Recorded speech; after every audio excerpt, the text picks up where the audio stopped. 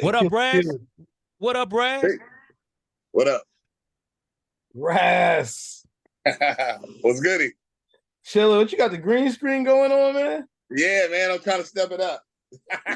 Producing content and shit? Oh, shit. One of these days. I see you. I see you, man. I see you. How you been? All is well, man. Just got back from Hawaii, so I'm a little relaxed. Ah, nice, nice, nice. How long you out there for? Just like 4 or 5 days.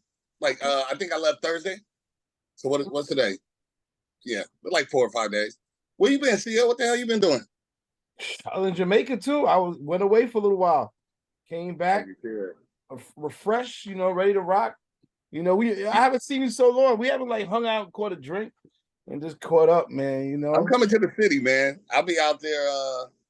I'm trying to get out there in like the next 2 weeks.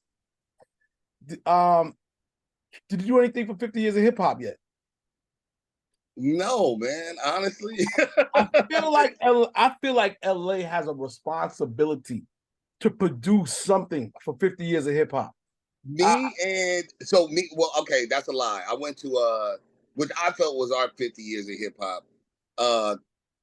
One was it was Quick and Dog Pound, and I'm excluding some people. My fault. It's not on purpose. So anyway, they had a concert and that was dope. I went to support, but Quick brought me out, so that was dope. I got to rock with Quick. And then I went to the other one, which was the hip hop one, the more not gangster rap shit. And that one was Far Side, the Alcoholics, and High Road. I thought that was dope. So I got the balance. I mean, I didn't particularly perform at either one, but I mean, just going to catch a vibe. But yeah, man, it'd be nice. I feel like New York has had all the but what you call them came here while I was this weekend. LL Cool J, the Force Tour. So that's kind of all rock the bells. Okay. Dope. Okay. Yeah. Yeah. No, but I want like an LA, shit, California. We have a lot of history here, and I don't want to sound negative, but I just feel like the people that could put it together have not put it together, and then it's like kind of everybody else is just kind of like, I don't have the venue, I don't have this, I can't get so and so. So we need one of the big dogs, to kind of put that together. Me and a few people were talking about trying to do something that was free and trying to figure out how to get some sponsors and do something before the end of the year. It'd be nice. But if we can't, we can't, you know what I'm saying? But I mean, we brought, I was, no complaints, but again, I was just thinking about, the 50th over in New York, and I was just like, man, it wasn't really like a lot of Bay presence, you know what I'm saying? Like, California's a big fucking place. It's like Texas. So it's people brought some, we're part of the community. We're the second biggest city in the country, but we act like we fucking, this big. You know what I'm saying? So we need some organization. You should be our Malcolm X, CL. Come over here and help these niggas, Martin Luther King, this shit. I'm down. I'm like, shit. Dodger Stadium could handle it. You know what I'm saying? Yeah, bro. Yeah. Dodger Stadium, if Yankee Stadium could do it, Dodger Stadium could do it. Where the Giants play at, they could do it. Got Oakland. Definitely Dodger Stadium could do just it. Look, here, I'm gonna say it out loud. Fuck it. We need Dr. Dre, Snoop Dogg, Ice Cube, Ice-T. You know what I'm saying? We need them niggas to do it. I can't do it. I ain't got the political power or the capital. So those are the type of niggas that need to step up and pull together the Too Shorts and the, you know what I'm saying? It's like LA's a big fucking place and with a lot of motherfuckers that made it. And if they don't do it, it's hard. It's harder for us. I didn't sell the Trillion record. So, you know what I mean? It'd be nice. I hope they do. All I can do is what I can. Nah, fair enough. We're gonna figure it out. Starts with an idea, a seed. You know what I mean? Yes, sir. Well, I put it out. There's a lot of DJs out here, so don't tell them I was talking shit. Just say I called the audible, man. The big dogs need to fucking look out and let's celebrate, the contribution that the West Coast has made to hip hop. I mean, we alienating a lot of places, by only talking about California. Like there's a whole West Coast of this country. So we need to be inclusive and be inclusive to, the impact that Texas and the South gave to California, the impact that New York obviously gave by creating the culture, but we should celebrate ours. A lot, I feel like the South happened. Yeah, High Road Day, of course. Shout out to High Road Day. Yeah, you know what I'm saying. Yeah, we just need to celebrate not just the big dogs. It's sometimes thinking about the contributors. You know what I'm saying, the Tone Lopes and what I'm saying, there's niggas that put it down over here that they kind of get forgotten about. No doubt. Before I ask my next question, so does that mean you salute Seattle? Does that exactly? That's why I was saying we overlook Seattle, we overlook Las Vegas, like all that shit is still West Coast mentality. Yeah. Portland, Oregon, you know what I'm saying? P-Town is, it's niggas that rap. It makes a lot, exactly. So it's a lot of people that we overlook that we need to be a little more cohesive and organized and inclusive and recognize our heritage and and kind of remember it's more than 6 niggas. I always say, like, we definitely forget our West Coast female MCs out here. We overlook the fuck out of them. I mean, they don't get no run, at least New York. You know what I'm saying? Yeah, and that's why I was saying H-Town, you know what I'm saying? So, like Houston was a big influence, like for a long time, like LA niggas considered the West Coast like Houston and LA. So that they're a big impact for us. You know what I'm saying? Raz, do you think Hollywood gets in like too much interference in that? You know what I'm saying? Because LA operates a little different, dog. You know what I'm talking about. A lot of politics out here in Cali. You know what I mean? Yeah. Because even when we talk about like the celebrations that went on in New York, like E40 was brought out, like Snoop was brought out, Battle Cat was brought out. You know what I mean? But you went on to mention a bunch of other people that, I don't want to say they didn't feel included, but they was talking about being excluded. You know what I'm saying? Right. So that's what I say. Like, because even for people outside of Cali, they only reference LA as California. And like you were saying, there's a whole coast of heat from like Dago to the Bay. San Diego, bro. Like it's crazy. Like not shit on it, but it gets overlooked. Like it becomes Compton and Long Beach. It's the West Coast. You know what I mean? And it's like, bro, it's a lot of contributors to that. I don't know the answer. I don't know if it's Hollywood politics. I don't know if it's just it's kind of easier. I think it's easier to not remember or have a vantage point where you see all the other working cogs in a machine when you have a high vantage point. And the only example I could use is like every time I get in the plane and the higher we get, the more the cars look like ants. So maybe that's how niggas start seeing it. But you got to remember, you used to be in that car. You know what I'm saying? Yeah. When you're in the plane and people start looking like ants, think about when you was the ant. You know what I'm saying? So I don't know. Maybe that mentality always seems like if you got it and if you don't even have to use your money, but you can use that influence to build something. Like I love what LL did, and I was watching him on Sway, and it was just one of the most motivating speeches I've heard in a while. Just what I'm saying, just everything he said was about being a fan, being somebody that loves the culture and not just being I all the time. You know what I'm saying? No doubt about it. Man, that's a bar. That's a bar heavy. You know what I'm saying? But I think that definitely sums up almost LA culture a little bit, man. Because you know what I mean? It's weird. There's like an inner clique situation over there. It feels like. You know what I'm saying? Well, you know what? I would say we are demographically designed that way because we're cliquey. We're neighborhoods, we're gangs. And I always say, like, the prime opposite example is New York. Them niggas is the same amount of people, but they built on top of each other. So they forced to have to deal with each other. We're geographically spread out. So you got places where the rich Mexicans live and the poor Mexicans live. The rich blacks and the poor black. So we're naturally segregated. And maybe that has part of to do with why we act the way we act in the industry. Yeah. I don't know. I think the solution there is obviously to go get the money, because that's really what it's going to take. You know what I mean? If Nas is able to get mass appeal to go get the money, I feel like it could be done. But I know y'all do got that extra barrier when it comes to the gangs and the culture and all of that. But I think it'll just be beautiful to see, man. Right. But I think that, again, I don't want to blast them, but I'm just saying, I think our big dogs, people ain't going to go fuck that up. They want to be a part of something if Cube is throwing it. Cube put together the basketball, the 3-on-3 shit, put together some rap shit. Yeah. You know what I'm saying? Like, it can be done. He's shown it can be done, and niggas is Bloods and Crips and essays and whatever. Like you did, and it's dope for basketball. But this is our hometown. This is your bread and butter. Like let's do something for this culture, this hip hop shit, and it shouldn't be so segregated where it's the gangster shit, and then now it's the and this the lyrical shit, and then you got just play the Tiger record. So now it's like the pop kind of hood niggas, like too segregated. Like nigga, we all from these same streets. You know what I'm saying? And it shouldn't just be the haves and the have-nots. Like we on top and y'all not, or we the gangster niggas and y'all not. Like this is weird. Swerve, go ahead. Yo, Raz, what's going on, man? How you? Hey. Yeah. I totally agree with you with the big dogs, but also as what we had over here is, of course, the people that's in office.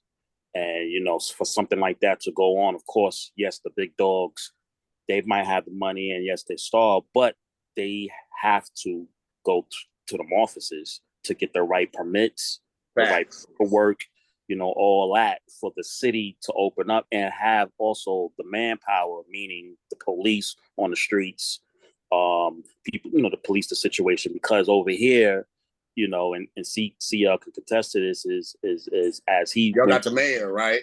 Yes, the mayor, and they call him the hip hop mayor over here, and he has been. And I live on a block where they had, what I'm saying, where 1520. I live like right down the block from there, so like that in my hood where I lived, for so many years, it was like, oh man, I'm so happy to live to see that, you know what I mean, and the amount of people that was here. I mean, not even that's from America. We had people from England, New England, New Zealand, like all over the world that was here. So many people, different cultures. And we had one thing that I said that out of all the events that we had, there was no problems, no fights, no violence, no nothing. Everybody came in peace and love. And that was wonderful to see. I know that news right there didn't get out there to the world, because best believe if it was one slip up or one miss, trust it would have been all on the news. Yes, indeed. And so so I just want to put my little adding on to what you said, but definitely it has to go to the top. You know what I mean?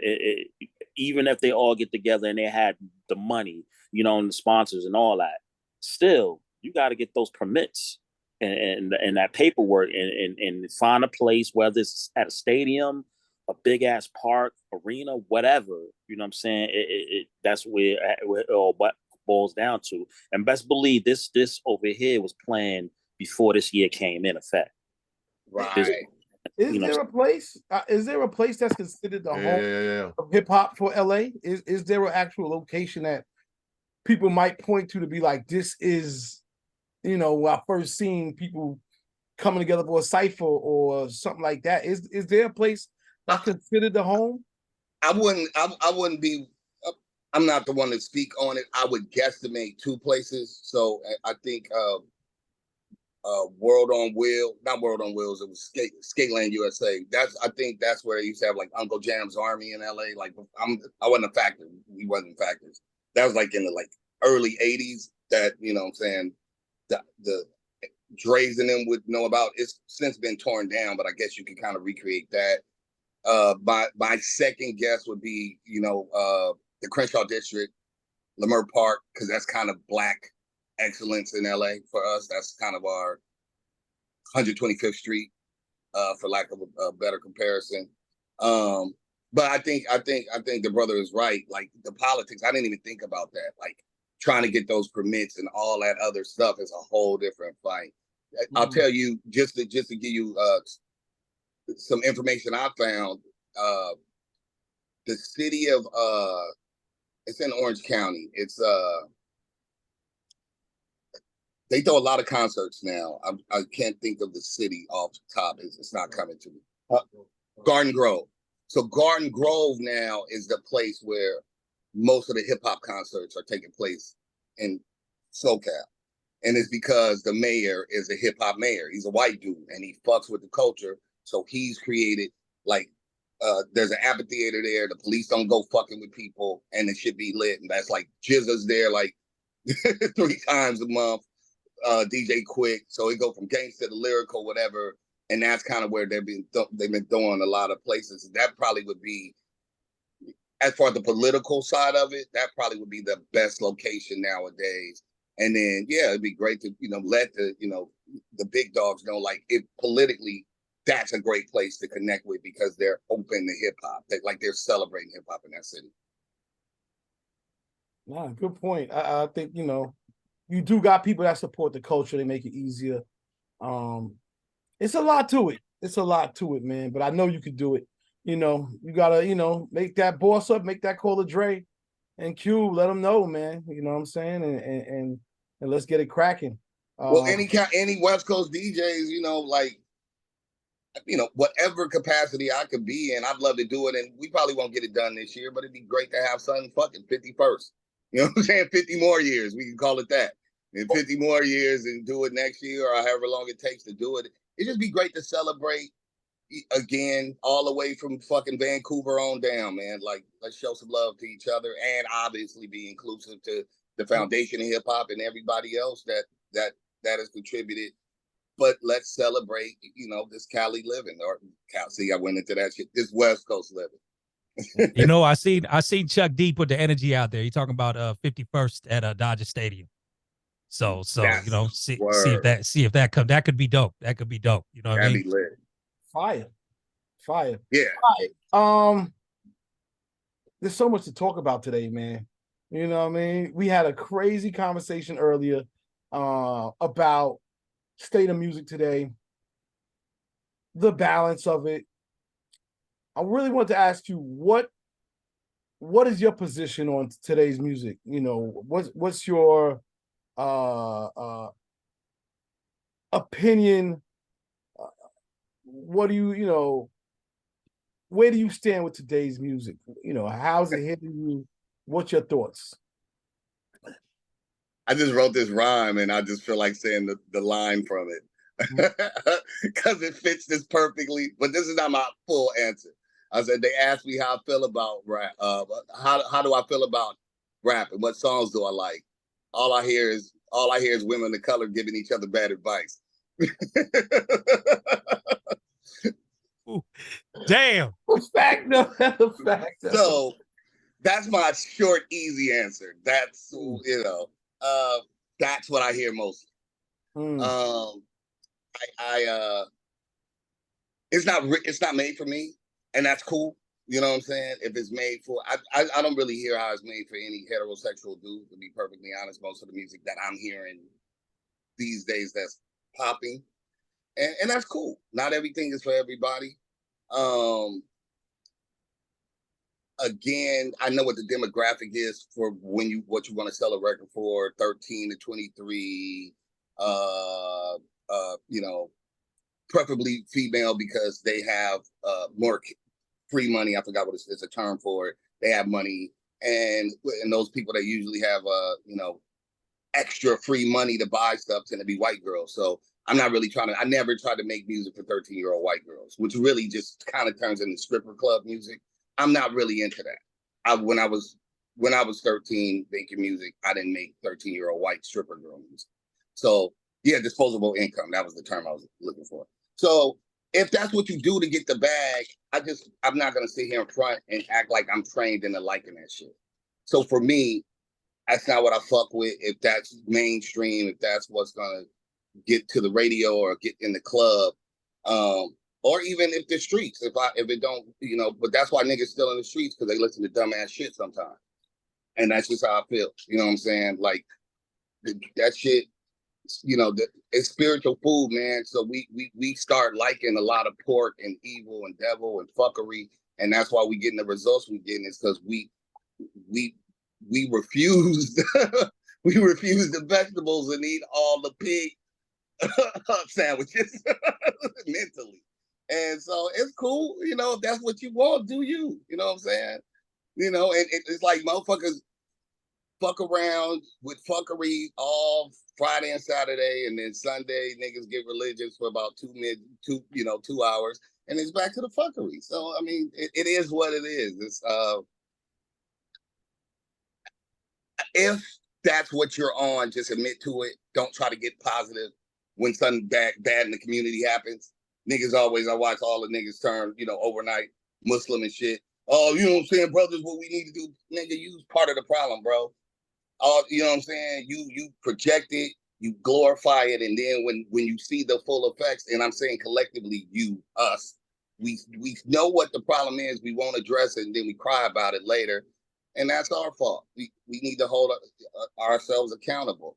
With that being said, there's always dope music, and I'm biased. Coast Contra's dope. They're my kids, so I'm a fucking hypocrite in that sense. I have a dog in this race, so I'm gonna tell you, want to hear some bars, then some of these young niggas is getting busy, and there you go. Support them niggas. Stop supporting, a girl, and these niggas that's rapping off beat, talking about eat my pussy, and my asshole is pink and asshole brown. Come on, my nigga, like that shit's just kind of ridiculous at this point. It ain't no bar work in it. These niggas, like, I respect a nigga that'll kill you and rap about it. I just don't think it's a good idea for him. Because you're gonna go to jail, my guy. You understand what I'm saying? Like, I respect the drill. I respect the drilling. I don't really respect self-incrimination. So, I don't think it's a good idea. So for me, I like dope bars. There's always somebody dope coming out. And I guess what I should be saying is I'd rather be more proactive. I'd rather support what I do like as opposed to talk about what I don't like. So let me practice what I preach. I'm fucking with Coast Contra, Corday. You know what I'm saying? It's all got, it's lots of dope people, and maybe we should give them a little, the DJs. I don't want to be the broken record, but nobody buys acapellas, and the DJs are the people that can change a motherfucker's religion. You guys are the core, not because it's the song everybody like. You can break the record. Motherfuckers here, you play. What the more you play something, the more they get used to it. They get socialized. And I remember going to clubs in New York specifically, and I remember one time it went into this 20-some years ago, and it went into a rock set. And I looked around like, what the fuck is this? But nigga, it was still going up. Classic rock set. The niggas, the hot chicks, the Latinos, the niggas, the Jamaicans. Everybody knew the Jamaican set. They knew the Latino set. They knew they had a little West Coast set. They had a rock set because it's music appreciation. And that's when I realized, oh shit, the DJ ain't supposed to play what the fuck I like. He's supposed to give me a journey and show me what's dope. So if DJs start getting back into that, showing people what's dope as opposed to just playing what the fuck they know gonna get the response because they've already been trained on that, then I think it starts there. I think, it's not blaming y'all, but I feel like you guys are the front line of taste making. So if you guys act like it, then fuck, we all got a better shot. God damn, we got some sound bites to fucking cut up, boy. That was that's the truth. Those are the bars. Kane, what's happening? Yo, what up, man? What's going on, son? Yo, Raz, what's up, man? Good to see you, man. Peace, Kane.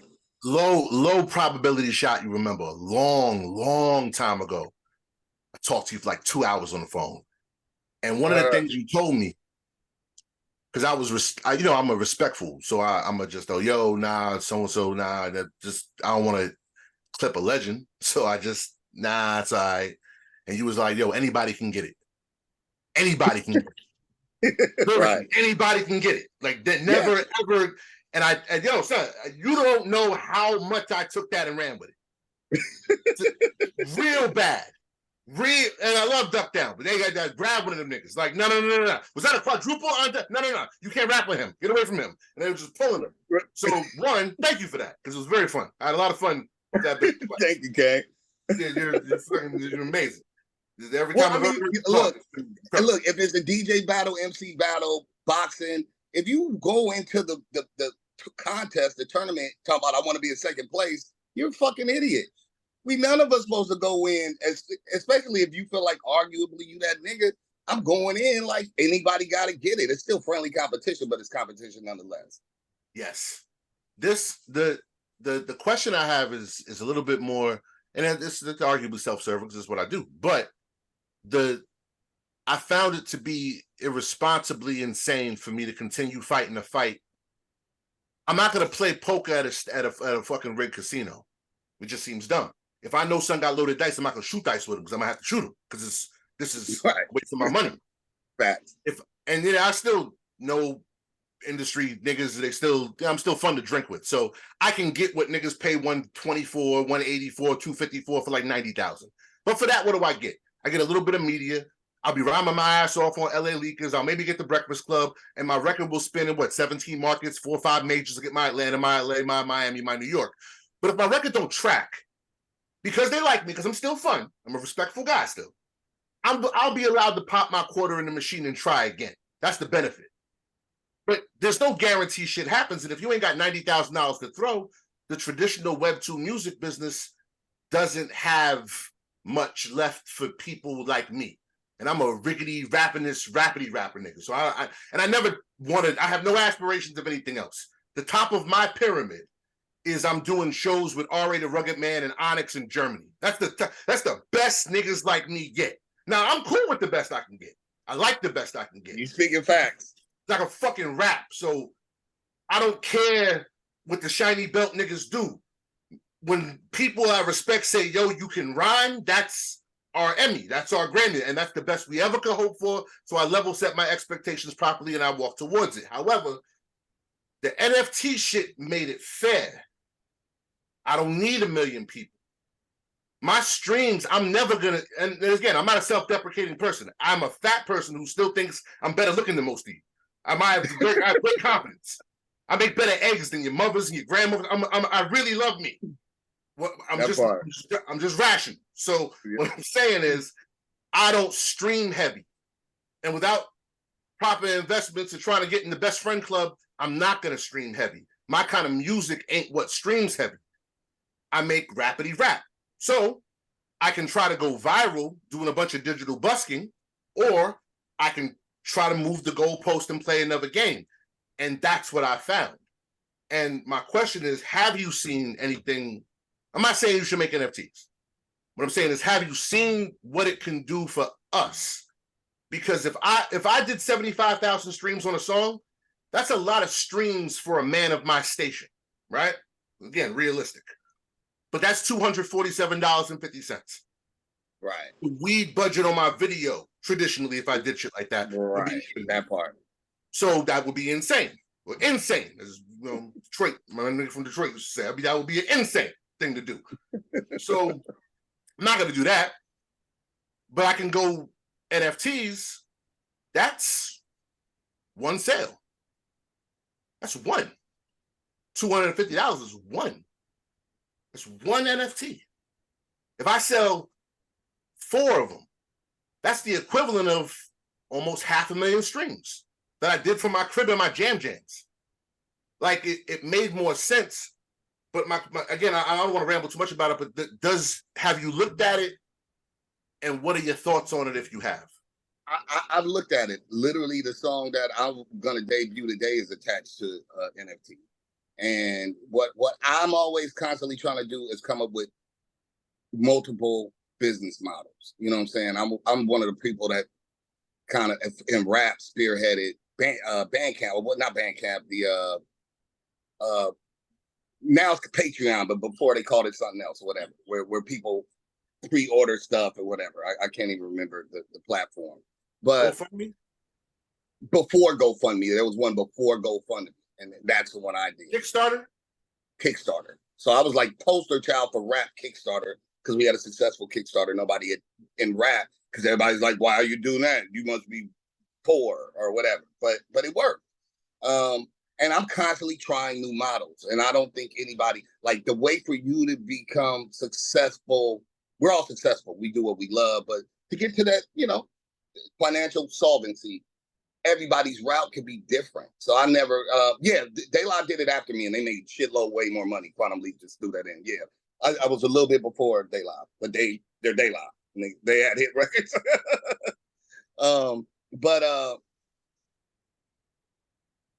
I think from what I've seen, it just seemed like the bottom fell out with NFTs, period, right? And then I keep, I watch shit, I'm always watching it like, yeah, it's coming back. And I haven't sold, my Ethereum. I'm like, fuck it. The shit keeps shrinking. And I'm like, but so what? And when it really shrinks, I'm gonna buy some more because fuck it. Why not? Because if the shit go back to 50,000 per, per coin for Bitcoin, then fuck it, I'm in. At least I didn't came up. So with me, I'm using every platform and trying to create, because once I figure out something, a lane that works for me, that's gonna be the lane that works for me. Onyx, I've been telling people for the past 7 years. Actually, before that, I went to an Onyx show in LA 10 something years ago. Went to a show in New York. Then I went to fucking Hip Hop Camp in motherfucking Prague that same year, and 12,000 people and headlining, and CeeLo Green and everybody else there, but they opening up for Onyx. And I was like, oh, okay. So there's a disconnect here. These niggas running around here trying to chase what's new, and Europe is, and Australia and Japan is fucking with what's good. And that's the difference here. And so the fact, these are literally our ASCAP facts or your BMI facts. If you want to figure out so America's our biggest market. We can do this. In America, the biggest markets are New York, then California. But California doesn't support California music. It supports everything else. New York will fuck with its own. That's why Atlanta and Mississippi, them niggas can go because they fuck with their own. That's one set of information that I can give you. Now let me give you a bigger, broader information on music, period, rap music, period. The biggest market for rap music is America. The second biggest market is Germany. The third biggest market is France. France is really on some West Coast gangster shit. Germany is more on some classic boom bap hip hop shit. Now, my argument to you is this: America ain't buying hip hop. America's buying whatever's new. So they're trend followers. They're buying the chick talking about my asshole is pink and my pussy is brown or whatever the fuck. They're buying that. So then my argument switches and says, well, if America's not the first market for hip hop, Germany's my market. So what the fuck am I bumping my head here trying to convince niggas around here to fuck with me for? Bro, this shit happened in jazz. It happened in rock and roll. This is not a new phenomenon that niggas make it. Niggas get tricked into giving it up. And then Kenny G is jazz. And whoever is rock and roll. Elvis is rock and roll. Niggas give up shit because we don't support it and we think new is better. We get suckered and swindled into giving up our culture. So and ironically, the Europeans is ones like, yo, do the culture. The culture shit is dope. Fuck it. I'm rolling with the Europeans, bro. I don't give a fuck what nobody said. Then I'm gonna go roll with who fucking, like, the home exhibit said this to me a long time ago. He said, keep the one that love you. Europe loves hip hop, bro. I'm gonna go with the people that love the culture because I don't want to change up, like you saying. NFTs may be the if it's $250 for you, every every NFT, then why not do it? And then cater something for Europe. And then if I can come up with one with my asshole is pink and booty old brown for these niggas out here, I'll try. But maybe not. Cause fuck them. They not here for me. They here for some other shit. They don't want to hear what we own, bro. The best thing that happened to fucking American rap is 50 years. You know why? Cause hype.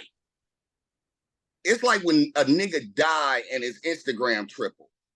This is what the 50 years of hip hop did, where niggas care now. People that don't give a fuck about hip hop, they like, oh, it's 50 years, must be something. Oh, LL Cool J, somebody. Oh, I want to follow. Niggas is followers and monkeys out here. And unfortunately, well, no, fortunately for us, hip hop is being celebrated in a positive light.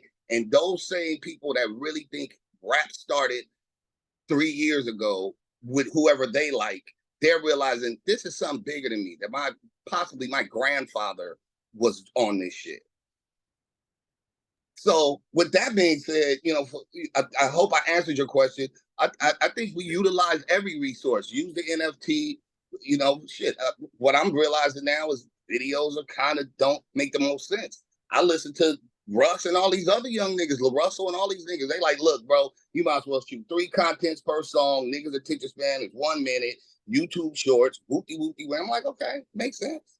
You know what I'm saying? Look, change is inevitable, and we have to adjust. We either evolve or die. I just, you know, but and we have to draw. Well, me, I will speak for self. I have to draw my line about what's acceptable for me and what's not. Some of this shit is ridiculous. I'm not gonna be no nigga out here coming up with dance steps, wearing my girlfriend's pants and some Ugg boots. I can't do it. We was just talking about you on Twitter Spaces 3 days ago, arguing with young niggas about raps and your name, few other names, Planet Asia, you know, raps. I don't care about nothing but words. That's all I ever cared about.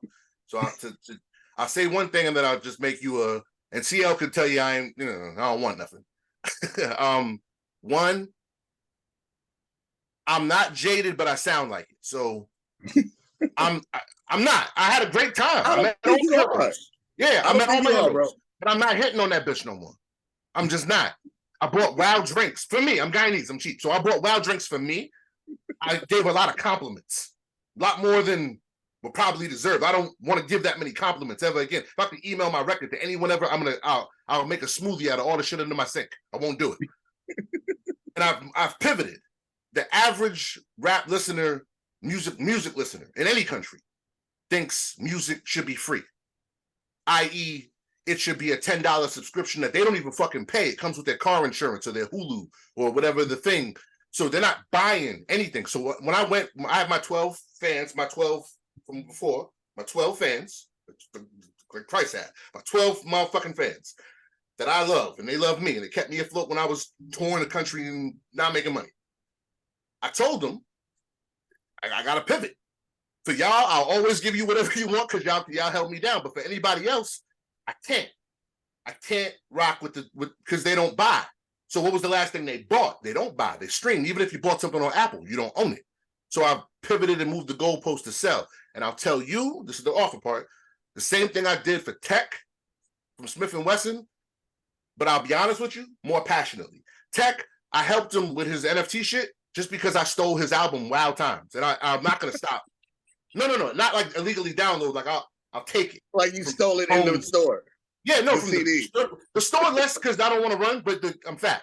But if I'm at your house and your footwear does not like dictate a nigga who should own the shine, I'm not gonna let you keep it because it's a waste for you. And I need copies in case I break one. You know, I'm clumsy. I'm a clumsy Clarence. I might break one. So you should just have one and I break mine, so I'm gonna just take it. And I'm gonna continue to steal your album. I told him, he's like, you're a crazy nigga. And I was like, yeah, I am. But I'm telling you why I'm helping you. Because I stole your album Wild Times and I'm not gonna stop. That is a compliment. That's beautiful. He inspired me to shoot. You gave me a bullet. Whether you know it or not. You handed me a bullet. And because I'm cheap, I reused it. I shot mad niggas with it. It was fucking great. So if you need anything on the NFT side, I don't want shit. And the answer is yes. Yes, sir. Well, let's build, please. It's not a everybody thing, but you're you. So whatever you need, I'm here. Hey, gratitude. Thank you, brother. Yeah. Shout out to Israel also. I got to big up Israel. Shout out to Kane. Israel. These brothers here have been cracked the code when it comes to this shit in terms of NFTs. Ownership. Mm-hmm. Ownership and true fans that love you and that will spend $250 without a question. You don't even got it's just they love the art. You know what I'm saying? And you don't have to sell your ass. You can be you and be free. But that's a whole nother conversation. I feel like, man, we're gonna have another call. Anyway, Raymond, go ahead. Oh, can I add one thing really quick? Sure. I know people. I understand that people don't want to buy. That music should be free. But there is again, and bro, I just was in London a month and a half, 2 months ago. Popped up on my boys, Smith & Wesson. You know what I'm saying? You know, selling out 300-400 people venues. People still want like this digital shit, I get it, right? But there's one thing: would you rather have some digital pussy or some real pussy? And I'm sorry, there's women in here, but everybody likes tangible at some point. Yeah. Like we can't plug it, like, and so that's the thing that what I've been realizing. Like vinyl never died. Vinyl just died in America. And so those things is like you can make money when you go out there and touching people with this tangible. And then imagine when you really Chris Brown, you know how much merch at Eminem or Wu-Tang Clan is selling? And we may never be the Drakes or the Chris Browns, but you can make good. You can crack an extra 30, 40,000 with your merch. It can be done. So I always remind people that we just got to go where they love us and sell them tangible. Vinyls are selling, bro. Cassettes are selling. All of that stuff.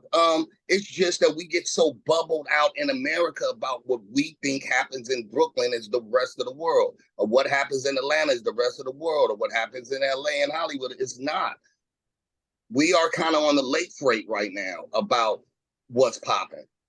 Afro beats is popping. What a nigga really, what you might want to do is go get your Afro beat record.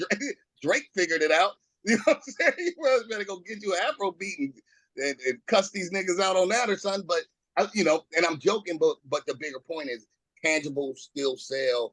NFTs can sell. So create a business model that works for you out of all the things you know that work.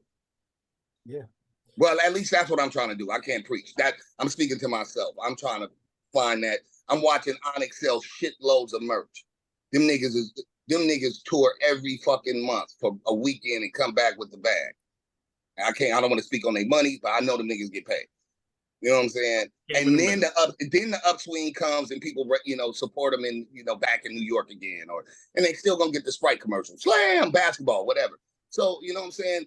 I'm watching the Teenage Mutant Ninja Turtles. Fucking Annie Up is on there. You know what I'm saying? Like, it serves, you know what I'm saying? Can I kick it? It's like hip hop there's, you know, they may be the exceptions, not the rules, but I'm trying to make classic music for myself, because I'm selfish.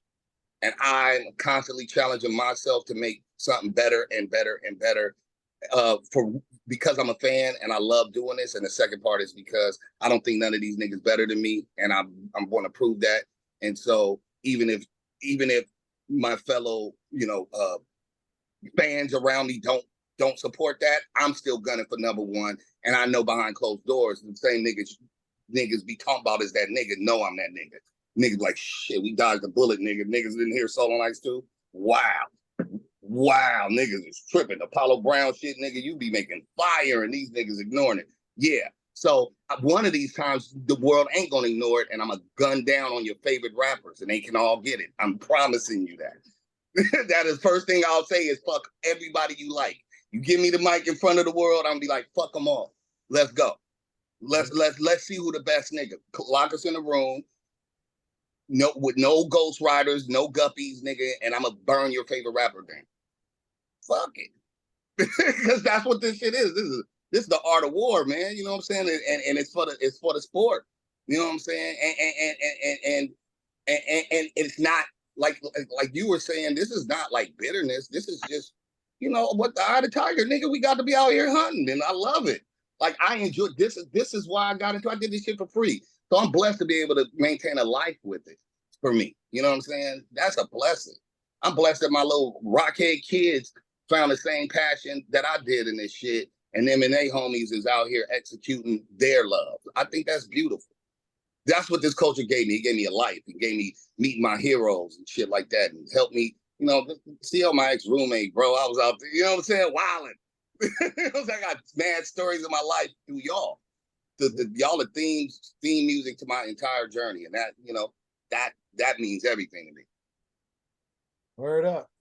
Raven, go ahead, man. Yeah, man. I mean, I just want to thank you for the jams, Raz. I mean, this carries over to everything that you talk about just in your music as well. You know what I mean? So I guess the interesting thing is, like, you know, there's been this divide now for some time from the younger generation to the old heads or whatever. And, like, you know, you take a younger cat who's getting streaming money or getting their social media deals and all this other whatever, like there's just more access for them in different ways today versus, you know, what you were up against. You know what I mean? So the biggest thing I take away from when I hear you talk is just the actual love for the craft and the love for the culture that You know what I mean? Just doesn't seem to be there today. Like we talk about a lot, like the soul in the music and the soul in hip hop is missing. You know what I mean? So I mean, one, Coast Contra, heavy. I mean, they bars, like you said, they in for the competition of this hip hop, this rap shit. And they, that stems from you. So, my question though is like you said, the booty hole brown, pink shit, like, how do you combat that to a young artist coming up who's asking for advice from you or something like that? I don't combat it. I just, like I said, everything ain't for everybody. That's cool. It's just I don't have to front like it's for me. So I'm not less cool. That's what I think we started getting in the group thing where we started saying that opinions are you're a hater just because you said I don't like this thing. That's crazy. We're supposed to be able to say, look, man, your favorite food is this, my favorite food is that. And that's cool. That don't make us enemies. It just means we don't fuck with the same thing. If that's what you want, for me in a club, when I've heard it, I was like, that's kind of a little too far fetched, but okay, I get it. You know what I'm saying? Like, but it's there. It's in the club. I'm not the DJ. If it makes people react the way they want to, that's cool. After that, I don't have to bring it into my car. I don't have to bring it into my house. And I don't have to be all overly animated about it. It's just a great reference because it's stuck in my head. So at least it did that job. You know what I'm saying? Like, it's stuck in my head, booty holes and whatever. I don't want to combat it. I want it to be what it is. I would, in my perfect world, we'd have more balance that you could play that and also play whoever that song is. So, you know what I'm saying? Play Kane Mayfield. There should be that balance. That in my perfect world, that's the balance, that we don't have to move all the way heavy one-sided. Like I said, that New York club where I heard the Jamaican set, the reggae set, I heard mostly East Coast hip hop. Then there was a South set and a West set, and the rock set. That music appreciation, and let's play some of the best music from everything. Right now, we just get all of one thing because we're kind of programmed that way. And I just think, again, doubling down on DJs, you guys can change that preset. Y'all, you guys are the ones that can say, you know what, and if you don't get on the dance floor because this ain't the new trap song, you're an asshole. This shit's still fire. So I threw a party out here in LA about 5 months ago. I called it 1996, and I purposely invited my guest DJ was Lord Finesse, but I had like girl Korean DJ, blah blah blah. I just mixed it up because the whole point was I want everybody to socialize. I don't want just the young people to come, or what I call the grown but sexy hip hoppers. I play some R&B, play it all because it's all good music. And all of it, shit, we didn't even create, we sampled shit from the 70s and 60s. You know what I'm saying? They sampling our shit now. The niggas, the 2020s are sampling the 2010 shit.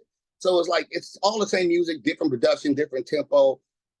I'm more, because I'm a writer, I care about the lyrics. Like, give me some bars. You could say you can say whatever you want to say, just make it sound dope. Right about now, these niggas ain't even rapping on beat. So I care about the craft. That's my issue.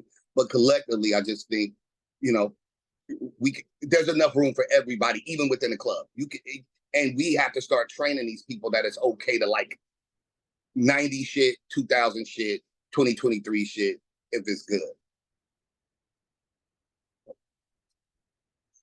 All right, man. Everybody just wants to talk. I ain't mad. We ain't even get to the record. Hey, let's talk. On yet, yo. This shit is up. Quantum. Yeah, just a quick pivot. It might be super quick. I just wanted to know, did you watch They Clone Tyrone? Mm-hmm.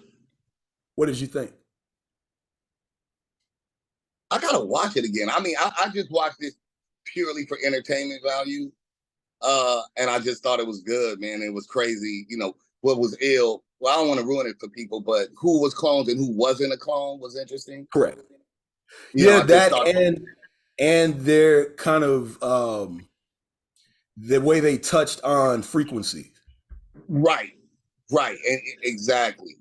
And it's kind of true. But smarter people have said that for a long time. You are what you eat. So this is our brain food. Exactly. You put in certain melodies, certain frequencies, you feel unrest. There's healing places where you go and they put a frequency and you heal. and so there's argument that the frequency that this music is on right now is a low negative frequency, or satanic, regardless or of the demonic, content, or whatever. You understand what I'm saying? So I don't know the regardless frequency. of I the haven't content. studied it. But that is an argument that right Yeah. now those types of sounds are to put us in that kind of low nature frequency. And I'm not gonna lie, I do be feeling like, yo, nigga, I'm waiting for like the Blade movie. I'm waiting for blood to come out of the motherfucking ceiling and shit.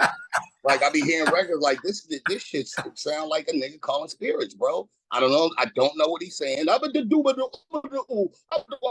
nigga doing a ritual, bro. This shit do be sounding demonic. Right. And like I said, regardless So, I mean, of the I don't content, know for a fact, but it does sound like it could be true. no, I just wanted to get your take on it though, man. Yeah, the movie was dope. I thought it was a dope movie. I just want to watch it again because it was like, the food. I mean, obviously whoever wrote it was smart. You know what I'm saying? It was a smart movie. It was funny, but it was ill. And then, the British dude, he was an ill Southern dude. Then when he went to LA and he was an LA nigga, I was like, yo, this nigga's ill. Like he played the characters ill. It was a good movie. I fucked with it. Facts. All right. So I guess we got to talk about the song. The shit going went so deep. You know what I mean? We, Avatar Gangster, we didn't even get a chance to touch on that. But what's up with Cannabis? Cannabis is good, man. Cannabis, we did the Horseman project. This was kind of a carryover from during that period, and we had worked with a cryptocurrency called Mithril Ore, and so they wanted to do the song with me and him, and then I kind of decided I wanted to kind of expand and make it an NFT. So same thing Kane was talking about. So we created some NFTs. And then I kind of devised the song concept first. And also I need to go back. It wasn't my bright idea. Big Boy from Big Boy's Neighborhood called me one morning while I was in the process. He's like, you should do a song and basically kind of do a glorified cameo with a bar so that people could come in and rent. They'll say their name and kind of a shout out or whatever they want to say. And then, you basically would be able to make them their own specific version of the song, basically. So I was like, yo, that's a fucking ill-ass idea. Nobody's really done it. So again, just trying a different business model. Like, okay, it's kind of a cameo, it's an NFT, but it's also, and then we can offer light vinyl. So we have different tiers. So you could rent out this one bar, you'll get an MP3, or you could rent out and get an MP3 and we'll manufacture vinyl. So we did it. We did a campaign. We did really, really good. Been like the song just released Friday. So, we blasted out, everybody got their versions, you know what I'm saying? I think we ended up getting like 150 people. So everybody got theirs before it came out on all platforms Friday. So we got everybody's done and out to them by Thursday. So they had it ahead of time. And now we're just, releasing the record to the world. But yeah, man, it's called Avatar Gangsters. So we made, what I was thinking was people, I know you get him, the hater who has no followers and there's no photo and he's just like the random troller and he's just talking shit. So that's kind of what the song's about. It's like you're pussy in real life, but your avatar's gangster. And then and what I used for the avatar, the actual NFTs, was just people that we kind of hate on the internet. You know what I'm saying? Just, so I did some political, some hip hop, some, some political, some hip hop, and then some just tech. Everybody hates Elon Musk now. You know what I'm saying? So we just kind of did that, and it's a series that could either grow or we leave it as is. But again, it was just me trying. With definitely blessed by Big Boy having that idea to fill in those bars. So it gave me an ability to craft things specifically and engage with my audience a little bit. So it was cool, man. I enjoyed it, and I think the song is dope. So then we just wanted to give it to the DJs, and I hate to use it's the grimy shit. It's just one of them grimy ass records. I know people put things in boxes, so niggas like, oh yeah, it got the Griselda feel. I'm like, it's just a grimy record. I was doing ambient sounds with break beats too, so it's not a Griselda feel, but salute to Griselda. Just a grimy record. No doubt, and it makes sense because I saw like a different cover of it, and I was like, okay, is this the same cover? Is the same record? I wasn't sure for like 2 seconds, but now that you broke it down, that's fire. And I think that's going to be the freedom. Let's play the record. Shout out to everybody who's still here. We got Rap Kass, the legend on. We're going to rock this new joint, Avatar Gangster, featuring Can I Bust. Thanks, Money Matt. Shout out to Money Matt, making it happen, putting together plays. Check it out. Fumes the truth, man. Fumes is a up-and-coming dude from the West, man. Let's go. Fuse, shout out to Fuse. Headbanger. Yeah, man, barred up. I'm like, I gotta go listen to it again and again. So yeah, that's how it goes. Well, I hope y'all enjoy it. It ain't a dance record, man. It's just one of them grimy records for mixtape, man, a head nodder, you know what I'm saying, with some bars. So everything has a purpose. We just wanted to make something grimy, and there it is. Yeah, for the streets. Let's go. Not even just for the streets, for the heads, man. I get tired of these commenting, for the streets. Nah, I just like Kane said, I just like bars, hip hop. You know what I mean? Shit that make me rewind the tape. And that's it, man. I'm gonna open it up just in case anybody else got something they want to say or a question they want to ask. But I do have another question. But before I ask that question, anybody got anything they want to say or a question that they got? Nope. Okay. I'm just gonna say bars. That's it. Bars. Bars, man. Thank you. Bars. Thank you, Manny Faces. Salute. Hey, nothing but heat, man, brother, man. Salute to you, man. I'm giving you your flowers, bro. You one of the dopest MCs, man, that ever touched that mic, bro, to me, man. So definitely salute to you, brother. Thank you. Yeah. Having fun with it, man. I just want to. I love bars, bro. So I that means everything to me when somebody say, "Hey, nigga, at least you rap." That works for me. Dope. Big Red. Yo, I wanted to say, hey, thanks for being on the chat. I appreciate you and everything, man. Want to also, just like my boy said, want to give you your flowers for being here and sharing the music. Again, bars. You drop some bars all day with them right there, man. That's one thing I can't say about that. Like you said, you proved your point. Like, hey, I just wanted to give something for my headbangers. People that want to just vibe out to something. You can smoke to that, right? Because you gonna think about it. But one question I gotta ask you though, the joint that you did, like any joints that you did, like back in the day, which one, which album would you say was, hey, you were just the most proud of, and that that you wish that you can probably, a lot of times people say the sequels are not as good as the original, but which album would you continue to do a sequel with that you bring back to, like, hey, I want to bring this same sound back? Well, I'll answer it the most honest way. So Soul on Ice, I had a lot of when it came out, I got a lot of pushback on it.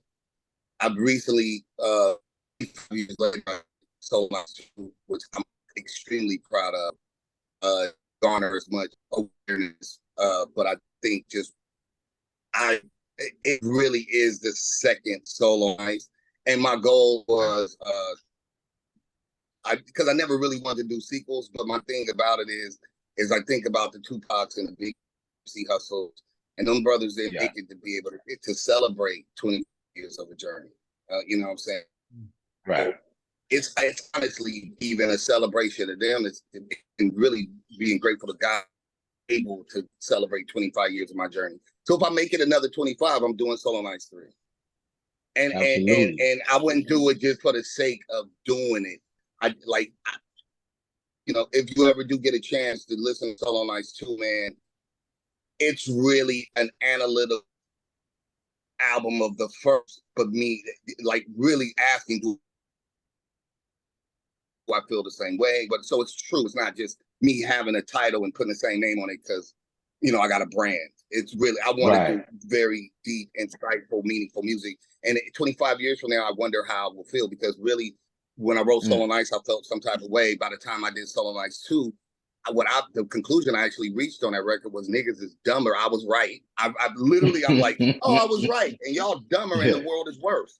And I'm hoping that if I'm blessed to see another 25 and I have my 50th anniversary and I do a Solo Nights 3, that collectively as a people and collectively as a country and collectively as a world, that we're in a better place. Because right now we're in a worse place. But I hope I live long enough to do that. To answer your question, it would be Solo Nights again. Awesome. I appreciate you for taking a little old question, brother. Thank you very much. No, thank you, brother. Yes, sir. Yeah. Big Red will be disqualified for wearing all of that Dallas Cowboy shit from now on. Hey, we won't be having him back on. Let me stop. Nah, that's my man. I talk shit. We see our first Love week. you too, Sierra. We'll talk shit first week. Shout out to Deion Sanders though. Shit, he got everybody hyped. What you think about Diddy giving the publishing back to everybody on Bad Boy? Me? Your thoughts? Overdue. Long overdue. Long overdue, bro. The big question is always, how much is enough? You know what I'm saying? How rich do you need to get? And so, it wasn't, it could have been sooner, but thank God he did it now, would be my answer. You know what I'm saying? This is our blood, sweat, and tears. And this is, the thing that I used to tell Raz and Taj, and I still tell them, like, no matter what, whether I sell 1 million records or not, all of this is your inheritance. So I always told my kids that. When I go, if I go tomorrow, if I sell 1 trillion records, I'm that nigga. It's yours. I'm not going to take it with me. This is for you. So when you take somebody's publishing and shit like that, you're stealing from their children. Okay. Not only are you hurting their lifestyle in the present and their ability to put their kid in a good school or whatever, you're stealing from their children. And so that's what's important, is that, it could have been sooner, but thank God that he did it, because his kids are okay. You know what I'm saying? And, I'm going to say this, and it may get me in trouble, but one of the meanest and most insulting things that Diddy did was that he put it in Justin Publishing. So he basically was saying, fuck your kids, and I'm going to give it to my kid. And that would have driven me crazy as a human being, to understand what somebody did to me. Like kill murder crazy, to be perfectly honest. That's a snappable, killable offense to me. And so I'm glad that he did it, because, I've been stolen from, and when it's that blatant, I don't know how I would have reacted, So I'm glad that he did it. So real quick, just to piggyback off of that, do you think, and I only ask this because you're an artist, how does your publishing checks look pre-streaming versus streaming? And I mean, obviously, like you said, I know you haven't sold the Diddy numbers, but is there a difference? Look, I'm gonna be very honest with you. I wrote records for Coolio, and we pre-digital and pre-streaming. All this time, I've been trying to figure out what was wrong and trying to find Tom Silverman. I never got no money from Tommy Boy, so I'm just now tracking down 30 years of platinum records right now. Okay, you understand what I'm saying? So I'm glad that things got digitized, because they started. And for artists, there's MLC. There's so many fucking apps you gotta fill out to get money that you don't know you got. And that's the shit that we as artists don't know. And back then, we really didn't know. You thought it was just, get your the whatever that shit is, that code when you put your record on whatever. It's so many places where people get money from you as an artist, and nobody gives us a book. It says, look, you got to go your IRC code. Yeah, we thought it was just that simple. It's not. there's literally fucking 5, 6, 7 apps you got to go fill out, maybe pay $100 to join it, but they gonna be tracking your money down. And no matter who you are generating some kind of money. And my whole logic was always, you know, I just want every penny I made. You know what I'm saying? And the crazy part is fighting just to get what you made because everybody's hustling. Really, the corporations, they're hustling and they know you don't know and they collecting your money. So streaming is not generating a lot of money. I mean, you know, but at the end of the day, streaming, if it can get awareness and it can get you that show and you can sell that merch. So my whole thing, it helps. I think streaming is a great tool for us to figure out who fucks with us. I know who, you know, I know my demographics. Like, oh, Germany fucks with me. Oh, well, you know what I'm saying? Fucking, I don't know, Abilene, Texas, wherever the fuck this place is. I need to go focus over there because they fucking with me.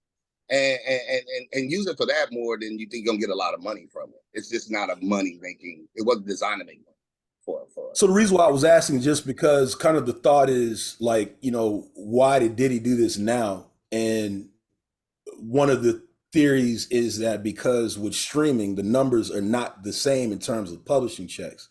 Would be the reason. That's the reason why I wanted to just ask you if you kind of see any difference within your numbers pre-streaming versus, and I said pre-streaming 2 times, I meant post-streaming, right, like versus pre-streaming. But just what you said, if you was dealing with Tommy Boy and Tom Silverman, we already know what De La went through, so I can only imagine. Right.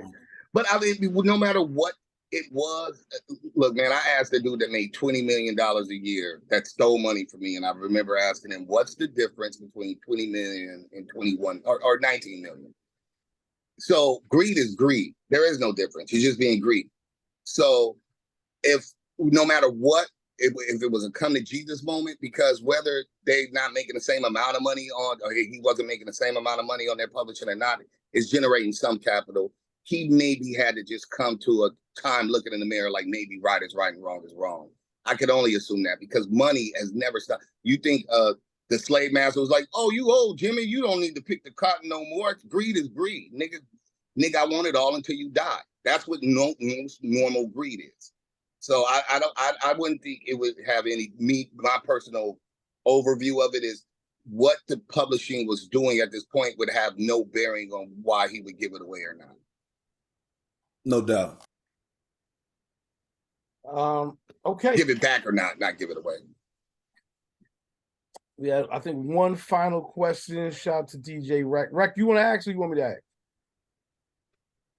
Yeah, I can ask. Hey, salute, man, and thank you for sharing that knowledge. Yo, I have a question. You know, back in the day when I had all of my vinyl, I remember getting this record, and it was a song that had the same beat as Jadakiss, "We Gonna Make It."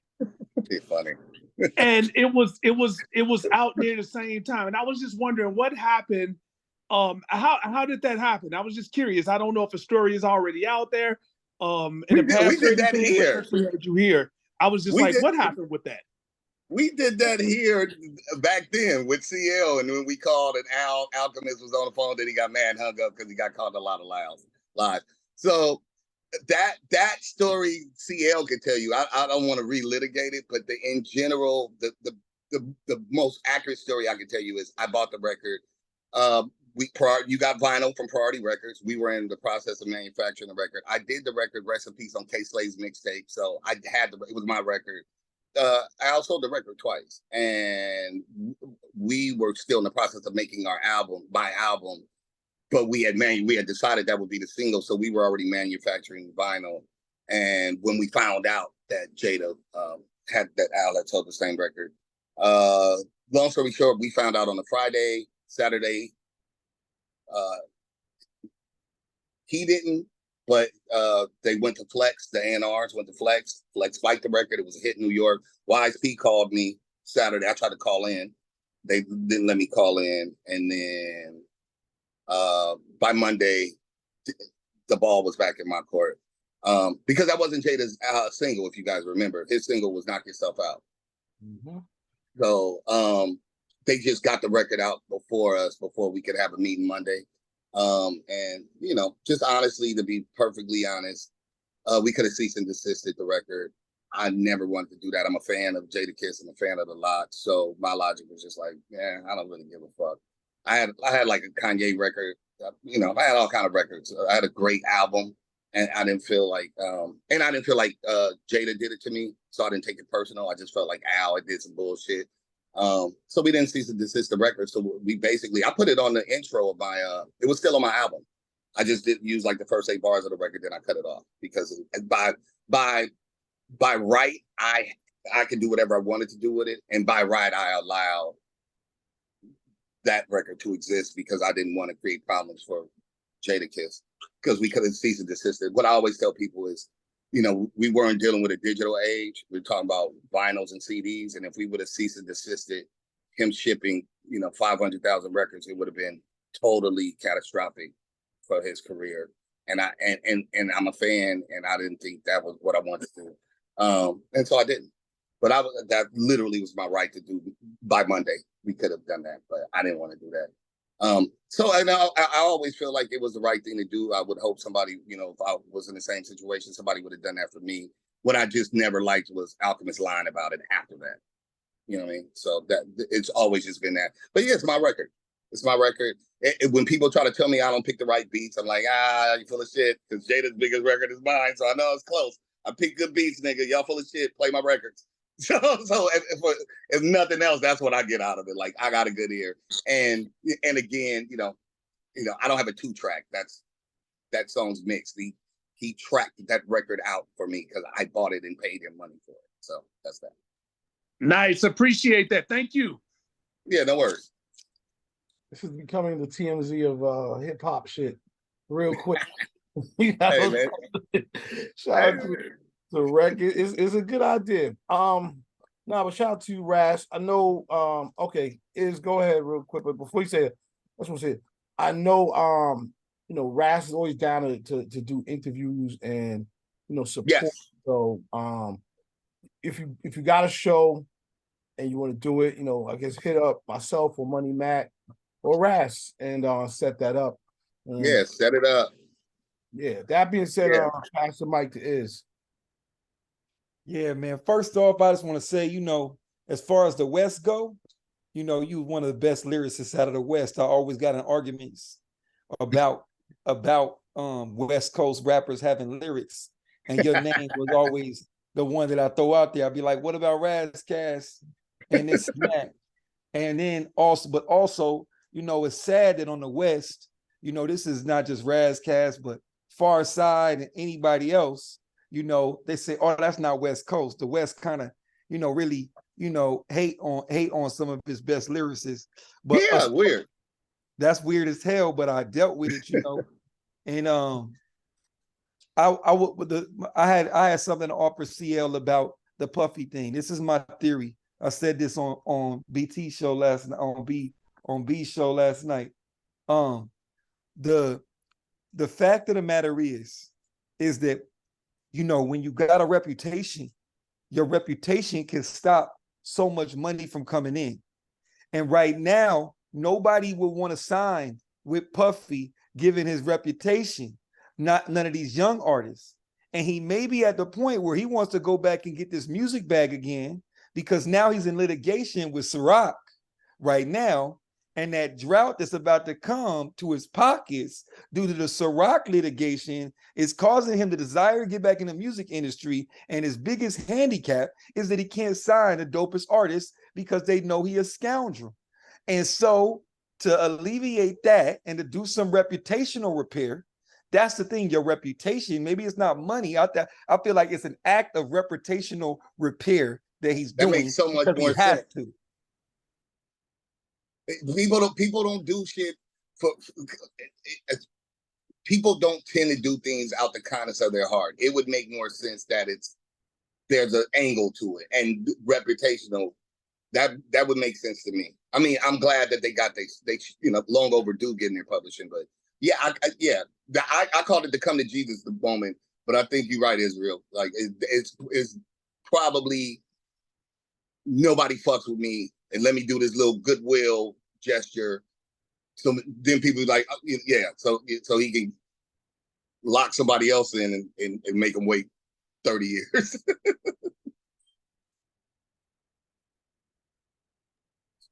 Whole world. Kane. Yeah. So last thing, just the song was bumping through my house when I went to go get some water. My girls, because she's a rapidy rap wife, so she, so she be having to hear niggas. There's no getting around. So she's like, "Who that?" I said, "It's Razzcast." I should know who that is, right? I was like, "Yeah." She goes, "I'm not hip hop." Right? I was like, "No, you're not hip hop at all. Just stay on the couch." So that's that. I bought the Crew album, the vinyl, for other reasons, but primarily because the reason I heard about Crew is your verse on Ebonic Plague, which I still have fucking memorized because that's quality raps. Also, if you talk to Wise P, tell that nigga I still got his shirt. I will talk to him today. That's one of my best friends. You see it. That's an impossible guy to not like, though. Oh man, he's the worst. It's really hard to not like him. Genuinely, but yo, man, this has been it's been great to hear. My highlight of my year is you re-saying anybody can get it. It's facts, bro. That's how I feel. Thank you. And if you get hate mail because of it, sorry? Yeah? Not sorry. Sorry, not sorry. Cool. Yo, shout out to Kane. Cuddy. Yo, Cuddy Rex, yo, respect, bro. Yo, that them bars was serious. You heard? Yeah, that was some tough shit. Like just a breath of fresh. You don't really hear too much of that, like straight authentic. I mean, it's around, but that was it for me. So respect, feel me? I fuck with it. Another Puffy theory, niggas is saying is because he got an album coming out. You heard? So they like, he's trying to, because who the fuck going, because of that reputation, who's gonna give a fuck, right? But you get some, like you said, I did some good deeds here. I'm not trying to get them devil horns off, so to say. You know what I'm saying? More niggas will buy into what he got going on and shit like that. There's another theory. I don't know about that. I think it's a dope thing though. You think the band got their shit done? Oh shit, the band. The band, those are my niggas. I like the band. Yeah. I mean, my curiosity would be more about did Robbie O's family, his estate, the people who aren't alive. You know what I mean? Like, what about those? Because those people really needed those families. Yeah. Yeah. How deep really is it really all the publishing? You know what I'm saying? That's right. I seen what you call it said. One of the hitmen. Anyway, he said, "Well, what's it worth now? What is it worth?" I still think getting your assets back is a good thing, right? But it is tough, like you said, when you see Justin Music Publishing taking all of your money for years. I mean, we're talking Bad Boy started what, 93? 93, yeah. So it's 30 years, bro. Come on, man. That's not, that hurts, bro. I mean, that and yeah, it wasn't, and you could have picked a different name. That was the insult to me. I remember being a kid back then not a kid, I'm starting to get in the business by 95, 6. But looking on the back of those albums, like, what the fuck is, what I'm saying? It's the kid. And then get like, bro, this nigga put his kids, man, like, that's just not nice. But for whatever reason he did it, bro, the bottom line is it's never too late. We all want everything that we work for. So even if it's not worth what it was and it may not ever generate those kind of sales again, we don't know who's not to say in 30, 40 years there's a resurgence. Look, these niggas that wasn't born in the 90s dressing like 90s niggas. You know what I mean? Like 21-year-olds are dressing like how we used to dress. So things are cyclical, and we never know. It might be a big high discovery. So at least Jada and them grandkids get that bread. Yeah, man. It's only right. That's what generational wealth means, that we keep generating bread. And that's what it's about. It can't just be, a watch. It's got to be other, intangibles. You know what I'm saying? This music look, we still singing fucking Beethoven and Bach. Nigga, that shit from 17 something. So what, you know what I mean? Whatever. I want all of mine for as long as my family can have it. Oh yeah. Well, listen, man. Thank you for we've been on here for a good hour and change. Dope. My pleasure. Nah, it was our pleasure. Everybody, it was good energy. A lot of knowledge bombs dropped. A lot of just info, and just everybody. I know I was gonna go there. Everybody gonna support, man. If you want to do the interview thing, reach out. Put your information in the chat, and you want to put my bad, Matt or CL if you can, because I don't even know how to do that part. But if you want to just give everybody my email, it's all good, man. Yeah. I'll knock it down. Anytime. And then I just want to put another bug in y'all ear real quick. If very, very soon we are dropping the first song from the Gutter Project. The Gutter is me. Well, me and RJ Payne hold down the MCing, and Havoc does all the production. So the first song is called Roll Call, featuring Method Man, Lil Fame, and Sway. Popping that shit. So please make sure y'all get ready for that. We probably got about a month, about 4 to 5 weeks. We already shot the video, so we ready to rock and roll. But yeah, I'm gonna probably drop. What I'd like to do is just be dropping some dope records every 2 to 3 weeks, just because I create it because I love it, and whatever. If it can fill a mixtape or a spin, man, I'm gonna just keep making shit because I like making it. Fuck that. Nah, I'm trying to make the next year I'm gonna gun down on niggas until niggas realize I'm better than your favorite rapper. Fuck it. Yo, this shit is real, man. Man, Raz, you so overdue. You know what I'm saying? One hit away, buddy. Always been. I'm just one hit away, and then I want to smoke with all your favorite rappers. I want to tear them down one by one. Why not? Let's do it. Why not? All right. Yeah, man. You already know, man. Thanks.